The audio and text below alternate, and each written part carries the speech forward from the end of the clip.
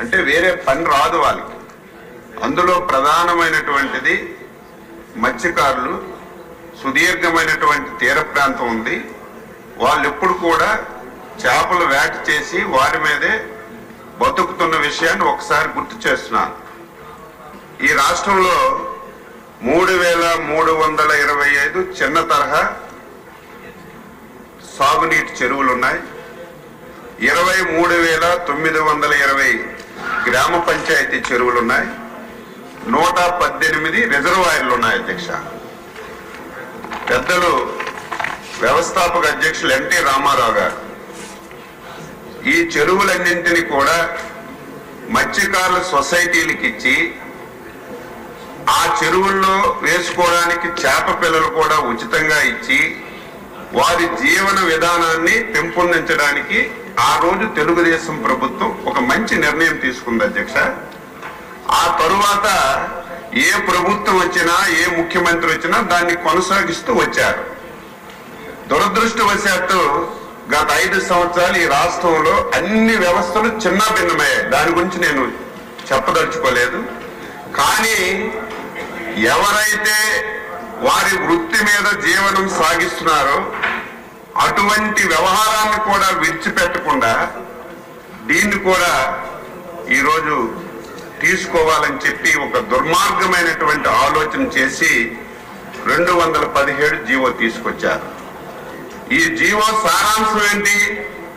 ఈ చెరువులన్నీ కూడా ఆన్లైన్లో టెండర్లు పిలిచి సొసైటీలకు కాకుండా ఆ రోజు ఎవరైతే వైసీపీ నాయకులు ఉన్నారో వాళ్ళ కార్యకర్తలు ఉన్నారో వాళ్ళందరికీ చెరువులు కట్టబెట్టి మత్స్యకారుల జీవితాలతో ఆడుకోవాలని ఒక దుర్మార్గమైనటువంటి జీవోని తీసుకొచ్చారు. అధ్యక్ష, ఒకే తెలిసి జరిగిందో తెలియక జరిగిందో జీవో తీసుకొచ్చారు. తీసుకొచ్చిన తర్వాత ఎంటైర్ మత్స్యకారులందరూ రోడ్డు మీదకి వచ్చారు. అధ్యక్ష, అన్ని రాజకీయ పార్టీలు ధర్నా చేశారు, దీక్షలు చేశారు. కనీసం మత్స్యకారు సంఘాలని పిలిచి ఈ జీవో వల్ల మీకేమైనా నష్టం జరుగుతుందా, ఈ జీవో వల్ల మీకేమైనా ఇబ్బంది ఉందా తెలుసుకొని ముందుకెళ్లవలసినటువంటి ప్రభుత్వం బాధ్యత రాహిత్యంగా ధర్నా చేసినటువంటి మత్స్యకారులపైన అక్రమైనటువంటి కేసులు పెట్టి రాజకీయ నాయకుల మీద కేసులు పెట్టి ఈ జీవో అమలు చేయడానికి ప్రయత్నం చేసింది. అధ్యక్ష, ఆ రోజు ఎన్డీఏ పార్టీలు చంద్రబాబు నాయుడు గారు, పవన్ కళ్యాణ్ గారు, బీజేపీ కలిసి ఎన్నికల్లో చెప్పాం, రేపు అధికారంలోకి వస్తున్నాం, మత్స్యకారులందరూ ధైర్యంగా ఉండండి, వచ్చిన వెంటనే ఈ జీవోని రద్దు చేస్తామని చెప్పి స్పష్టమైనటువంటి హామీ ఇచ్చాం. మా హామీని నమ్మారు. ఇచ్చాపురం నుంచి నెల్లూరు వరకు ఏవైతే మత్స్యకారులు ఉన్నటువంటి నియోజకవర్గాలన్నీ కూడా అందరూ మా నమ్మకం మీద ఓట్లేసి మమ్మల్ని అందరినీ గెలిపించారు. ఇచ్చిన మాట ప్రకారం ఈ జీవోని రద్దు చేయాలని చెప్పి ప్రభుత్వం నిర్ణయం చేసింది. ఈ నిర్ణయాన్ని రేపు వచ్చే కేబినెట్ లో పెట్టి తప్పనిసరిగా ఈ జీవోని రద్దు చేస్తామని సభ్యులకి మత్స్యకారులందరికీ తెలియజేస్తున్నాను. రద్దు చేయడమే కాదు అధ్యక్ష, మళ్ళీ ఉచితంగా చేపలు ఇస్తాం. మళ్ళీ మీరు మత్స్య సంపద మీద మీ కుటుంబాలు బాగుపడడానికి, మీ పిల్లల భవిష్యత్తును బాగు చేయడానికి ఏవైతే 2014-19 మత్స్యకారులకు ఒక స్వర్ణయుగం లాగా ఇప్పుడే గౌరవ శాసనసభ్యులు చెప్పారు, వాళ్ళు ఇచ్చాం.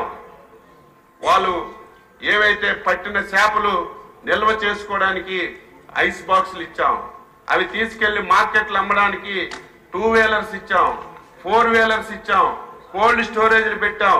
కానీ గత 5 సంవత్సరాలు ఒక్కరికంటే ఒక్కరికి ఒక్క పైసా ఇవ్వలేదు. నేను మళ్ళీ అందరికీ హామీ ఇస్తున్నాను, ఆర్థికంగా చాలా సమస్యలు ఉన్నాయి. ఆ సమస్యలన్నీ కూడా అధిగమించి వీలైనంత తొందరగా మళ్ళీ ఆ పథకాలన్నీ కూడా పునరుద్ధరించి మత్స్యకారులంటే తెలుగుదేశం, తెలుగుదేశం అంటే మత్స్యకారులు 42 సంవత్సరాల నుంచి ఈ పార్టీకి నమ్ముకున్నటువంటి కులం ఏదైనా ఉంది అంటే మత్స్యకారులు. కాబట్టి వారికి అన్ని విధాల ఈ ప్రభుత్వం సహాయం చేస్తుందని స్పష్టంగా ఈ సభ ద్వారా అందరికీ హామీ ఇస్తూ ఈ అవకాశం ఇచ్చినటువంటి మీకు ధన్యవాదాలు తెలియజేస్తూ సెలవు తీసుకుంటున్నాను. Question number 85